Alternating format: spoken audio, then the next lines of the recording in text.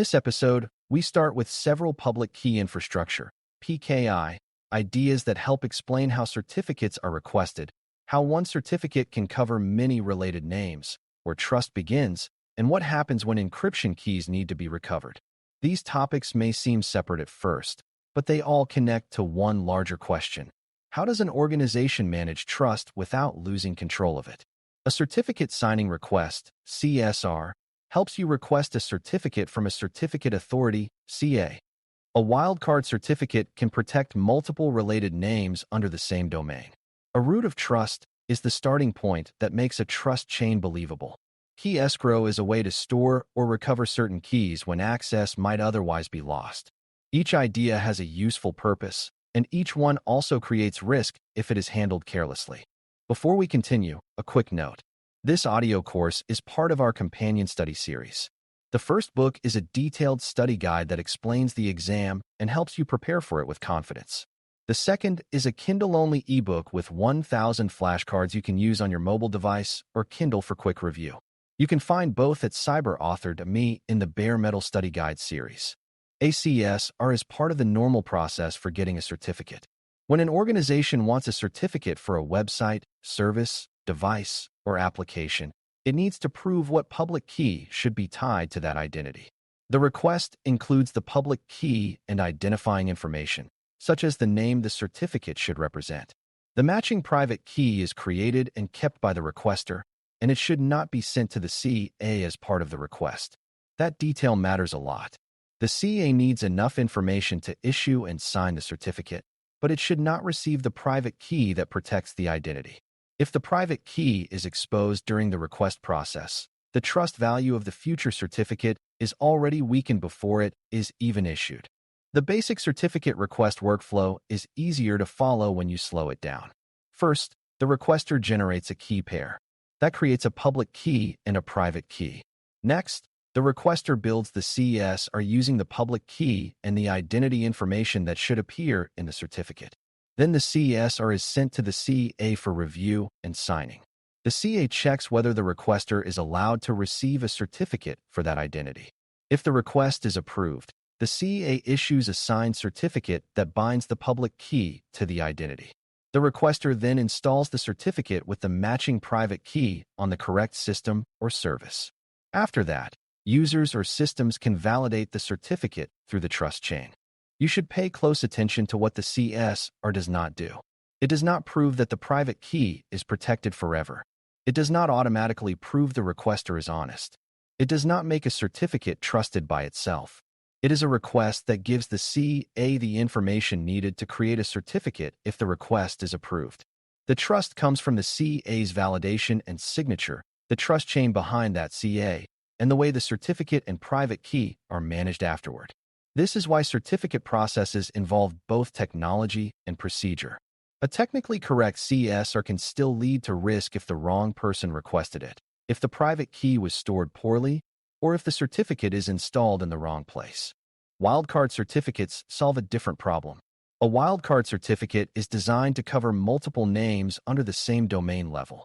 For example, a single wildcard certificate might cover several subdomains, such as a mail service, support site, or portal under the same parent domain. This can be convenient because the organization does not need to request and manage a separate certificate for every individual name at that level. Convenience matters in real environments because certificates expire, need renewal, require installation, and must be tracked. Managing fewer certificates can reduce administrative work. At the same time, convenience can concentrate risk.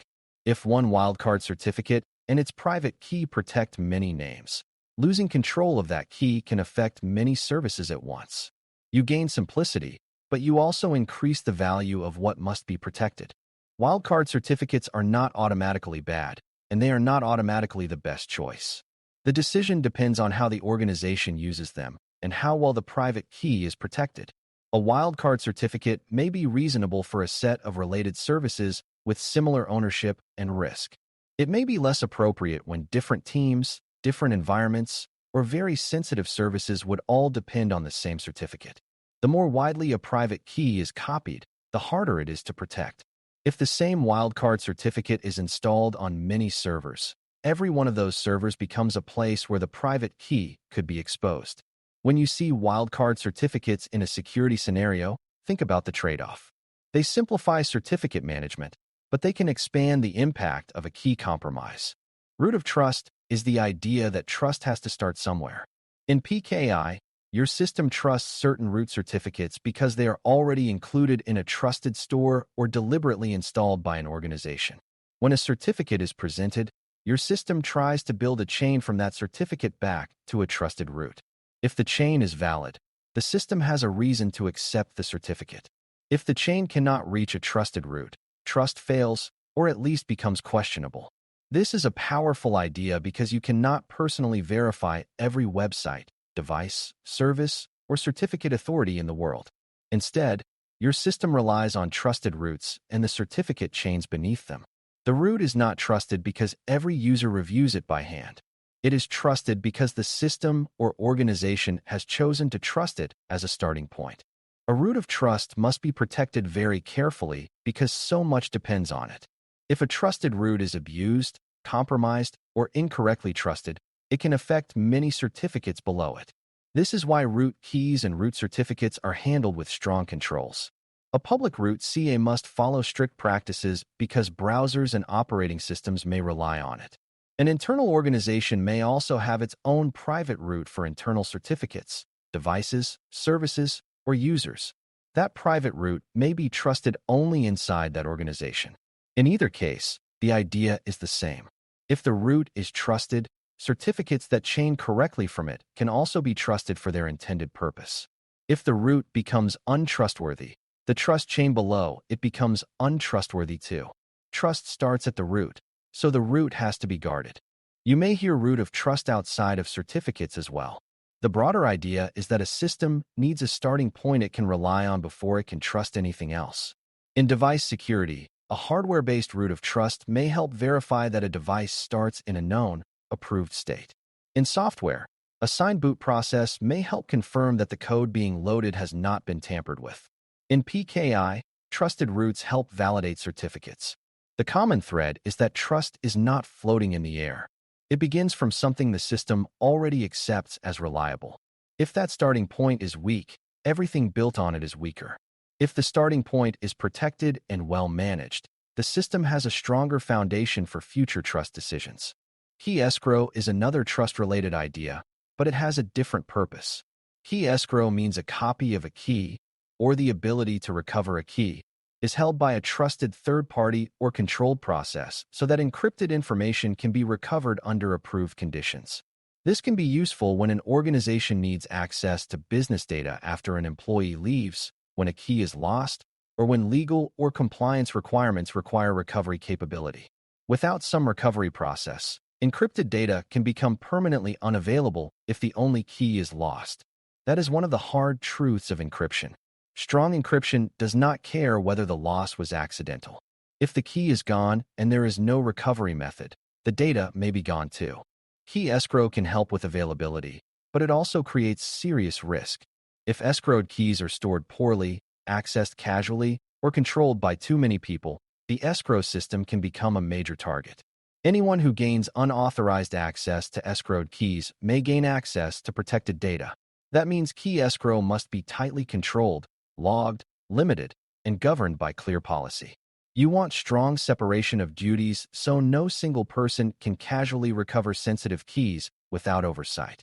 You want approval requirements so recovery only happens for legitimate reasons. You want records so the organization knows who requested recovery, who approved it, when it happened, and what data or key was involved. Escrow is not just a backup drawer for secrets. It is a high-risk trust process. Key escrow is not appropriate for every kind of key. This distinction matters. Escrow may make sense for keys used to encrypt business data that the organization must be able to recover. It may be risky or inappropriate for keys used for digital signatures or identity proof. If a signing key can be recovered and used by someone else, the meaning of the signature becomes weaker because the action may no longer be tied cleanly to one private key holder.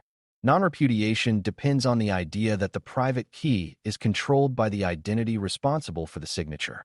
If too many parties can access or recover that key, accountability becomes murkier. When thinking about escrow, ask what the key is used for. Recovery may support availability, but it can weaken trust if used in the wrong context. All of these topics connect back to certificate lifecycle management. A CSR begins the certificate request process. The certificate that comes back must be installed with the correct private key. Wildcard certificates may reduce the number of certificates to manage, but they increase the importance of protecting one key. The root of trust determines whether the certificate chain can be believed. Key escrow may help recover encrypted data, but it must be governed carefully so recovery does not become exposure. None of these pieces should be treated as one-time setup work. Certificates expire. Keys can be compromised. Services change names. Domains move.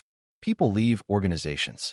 Trust decisions that were correct at one point can become risky later if they are not reviewed, updated, and documented. For the exam, you want to focus on purpose and risk. If the question mentions requesting a certificate, think about the CSR and remember that the private key should stay private. If the question mentions one certificate covering many subdomains, think about a wildcard certificate and the risk of broad impact if the key is compromised. If the question asks why a certificate is trusted, think about the chain leading back to a root of trust. If the question asks how encrypted data can be recovered after a key is lost, think about key escrow, but also think about the danger of storing keys where the wrong person could use them.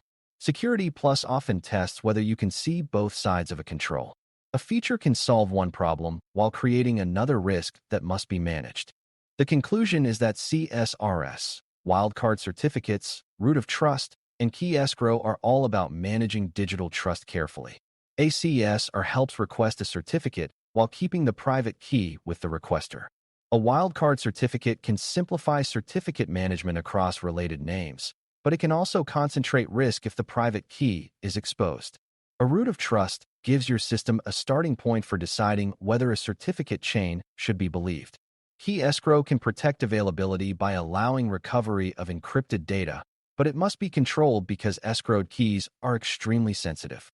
As you continue studying PKI, keep asking where trust begins, who controls the private key, how broad the impact would be if that key were compromised, and whether recovery helps security or weakens it in that situation. Thanks for listening. For more audio courses, daily newsletters, and more, please visit BareMetalCyber.com.